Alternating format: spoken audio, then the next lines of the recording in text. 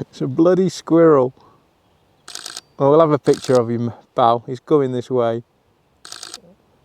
It's an unusual situation to see one.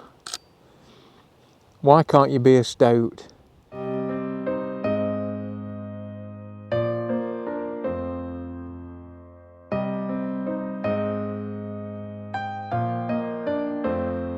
Right, good morning everybody and welcome to another video. I'm here this morning with my fellow YouTuber Scott Walker, who of Walks on the Wild Side. You can check up his channel up here. We've come today to do a bit of a collaboration up at a place that neither of us ever been to before, a place called Wyming Brook, and I know you've probably seen a few videos from there before, but we just thought it'd be an interesting place because we're both fairly local. We did discover that we're both from Nottinghamshire, we both shoot Sony, we're both called Scott, and we both have YouTube channels, so we thought it'd be a good idea to come somewhere where neither of us have ever been before, but it looks quite an interesting place, and spend a day walking up and down and seeing if we can get some interesting compositions and have a bit of a natter between each other. So we'll catch up with you a bit later on and hopefully get some nice images. See you later. Right, so split up from Scott for a bit. He's headed off in another direction. I think he's going to try and look for some wildlife. Because I've never been here before, I was drawn back to obviously the Wyming Brook itself. I saw this composition from the path at the top and it's quite a treacherous route to get down to it. What I'm going to do, looking at it where I'm stood here, I've slithered my way down this bank. I'm actually going to meet up with Scott a little bit later on and we'll compare notes about what we're doing and what we might do a little bit later on. But where I've slithered down to, I'm going to try a composition from here, shooting up the stream, but I also, looking slightly downstream, if I can get round this big rock behind me, there might be a slightly better composition. Now, what I'm also going to be doing today is, rather than shooting what most people will do when they come here, shooting colour, I'm going to be trying some shots in black and white. So for people who watch my channel will know I do like a nice black and white photo, and I think with the white foam we've got in the water, because there's quite a lot of water coming down today, and the dark green rocks, there's going to be some nice contrast there to make a nice image. I'll also probably put some of my ND filters on, so I might put a polarizer on to try and get a longer shutter speed so that I can blur the water. I'll try them at different ones. Obviously you never know what's going to look best, so, and there's no cost to doing that, so I'm going to try at different shutter speeds just to see what looks best. Generally I do like to see a little bit of movement in the water, but I don't know. I'm just going to have a couple of shots here, as I say, try from that next spot and then we'll try something a little bit different. But I think for me today, black and white on this is the order of the day, just because I like black and white images and I think it might be a little bit different.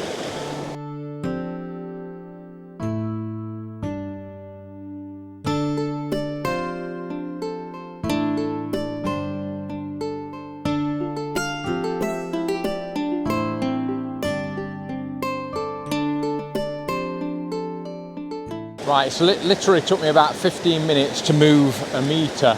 I've had to try and get all my kit around this rock. It just wasn't working from that first place. For me, the reason it wasn't working was that I got rather a large section of white water just in front of me, and it was so big that it distracted from everything in the image. So that's all your eyes were drawn to. What I'm trying to get is a nice flow through the image that will take you through to the back so that your eyes follow it all the way up. So what I've done by coming this little bit further this way, there's a group of rocks either side of this white water which tend to balance out the white water in the middle and act to lead you through into the next sections. I'm going to be shooting quite down low, and I'm going to try some colour shots and then some, as I said before, some black and white shots, but it looks a reasonably nice image. The sun's not coming up over the valley yet, so it's quite there's no sort of harsh shadows or anything, which I quite like again. And once you get the sun coming through, unless you get some nice rays of light coming through, which we're probably not going to get today.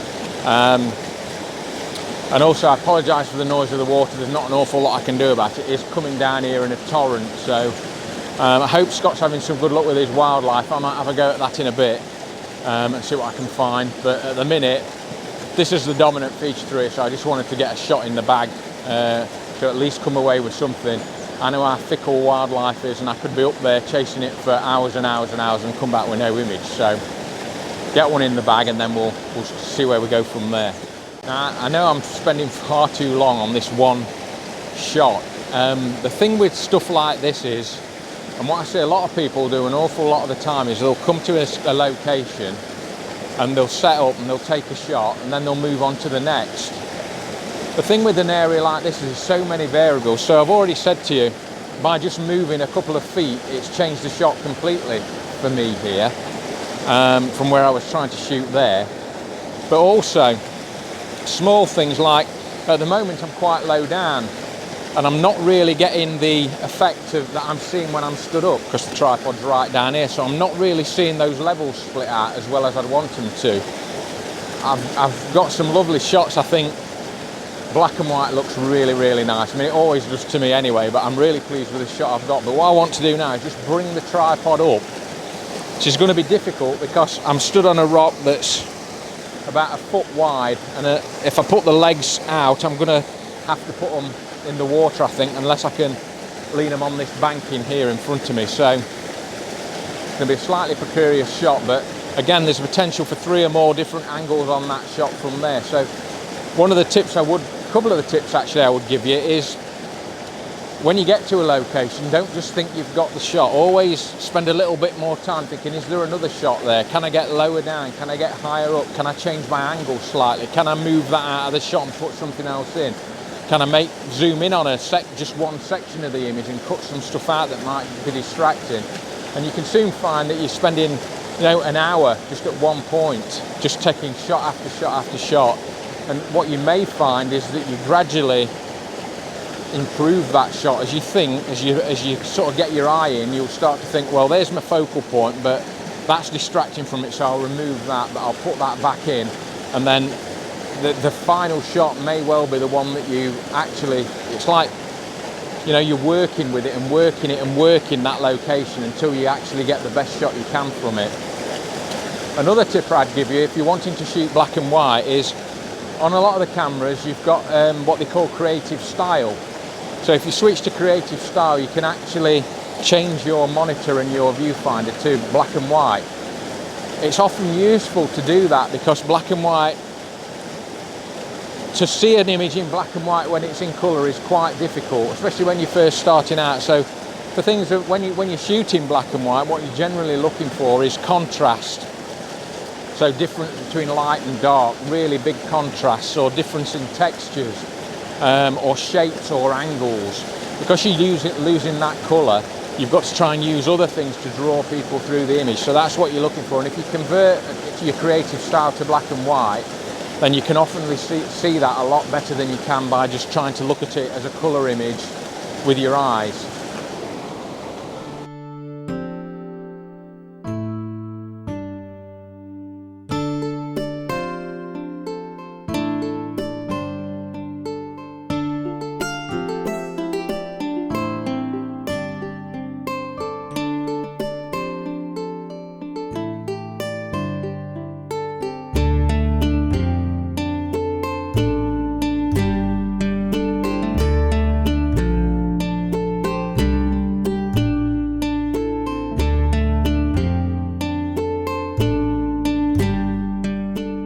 Right, I've not found Scott yet. When I left that last location, I thought I'd have a look for a bit of wildlife myself, so I headed off into the steep side of Wyming Brook, just have a look round really, and almost immediately, I was in bog about, well, I've been up to my knees in it.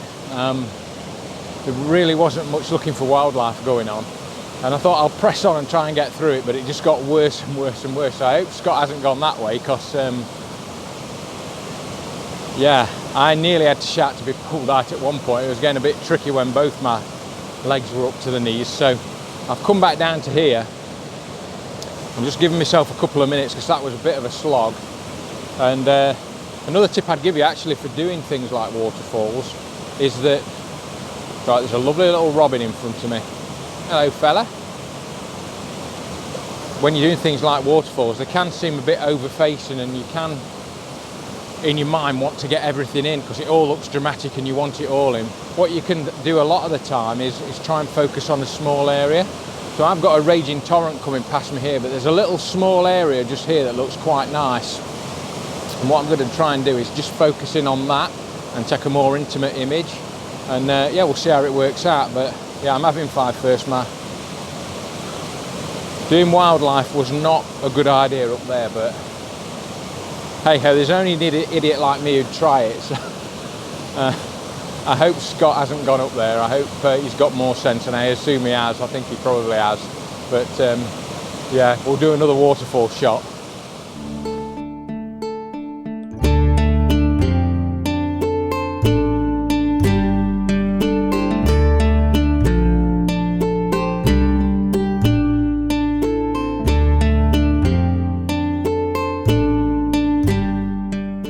Right, hello again. We're just back actually. I've just met up with Scott again after doing our first shoot down in Wyming Brook. Scott headed off to do some wildlife, I think. That was his intention anyway, and I sort of stuck to the brook until I sort of got waylaid with trying to get wildlife and then sank in a few bogs with no wildlife.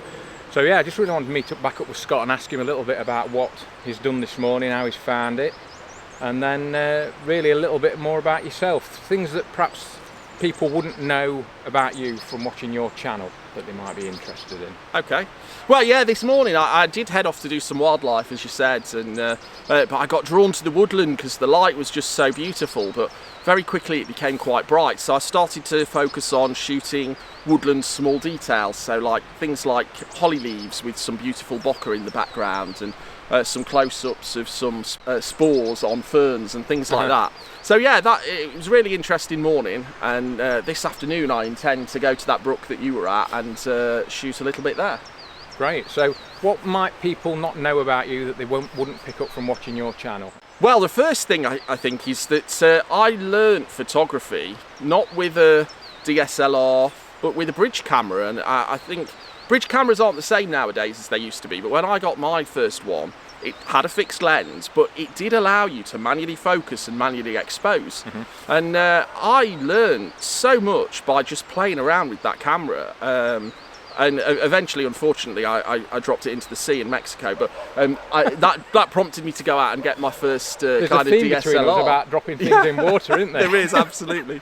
But that prompted me to go out and get my first DSLR, which was the old Sony A7r3, and then I've switched to E-mount about 3.5 years ago. But yeah, I would absolutely recommend to anyone out there, if you're thinking of getting into photography and you want to try it for really low cost, go and get a bridge camera, but not one of these modern ones that have got electronic focusing. Go and get an old one from a bric-a-brac shop or something like that, because you'll invest absolutely nothing in it and you'll be able to learn so much. It's a great way to get into it without having to spend hundreds and hundreds of pounds on a camera body and lots of different camera lenses. So yeah, that's probably the first one. Second one, oh, I don't know. I've not seen my chin for years. I've had a beard pretty much since I was 18, so I've got no idea how many chins are under there. I thought you were going to say 8 then. I've had a beard since I was 8. There's nothing wrong with a beard. Yeah, absolutely. And third one, what's the third one? Probably. So I often talk about favourite things, but my absolute favourite thing is the green woodpecker. So out of all the birds, mammals, whatever I photograph, green woodpecker, absolute favourite. Great, yeah, that's something I've really not photographed yet, so I might be coming to you for some oh tips yeah, on absolutely. That one. Right, well, we're going to crack on this afternoon. I don't know what I'm going to do this afternoon. I might go back down to the water, but seeing as we've come up out of the way of the water to try and get a decent sound level on this video, I might nip across the top here and see if I can pick up any wildlife. But yeah, we've had a fantastic time today, and I'm sure it's going to continue this afternoon, so we'll catch up with you later. So what I'm going to do is I'm going to head down the bank in here. I've seen a slightly flat spot. This wall here does interest me.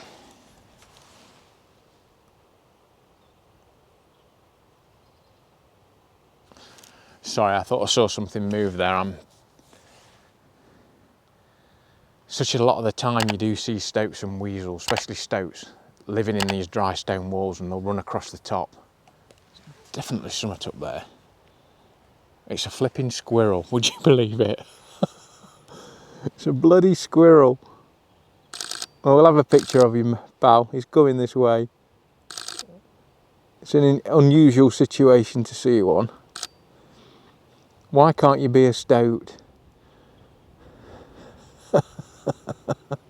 He's stopped now looking at me.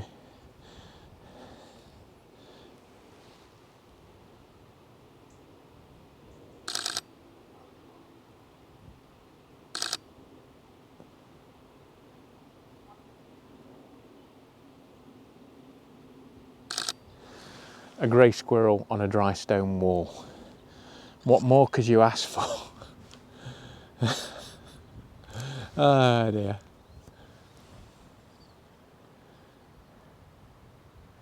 You could tell what I was thinking there, couldn't you? Could you tell I was thinking, what if a stoat comes out and attacks the squirrel? No, move that from your mind. Oh, he's retreating now.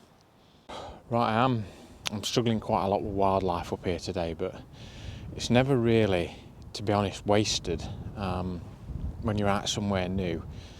And to prove a point really, what I've been doing, I've been looking at because I really love stoats, I've been keeping my eye on the walls, because sometimes they do run across the top of walls and they live in the walls.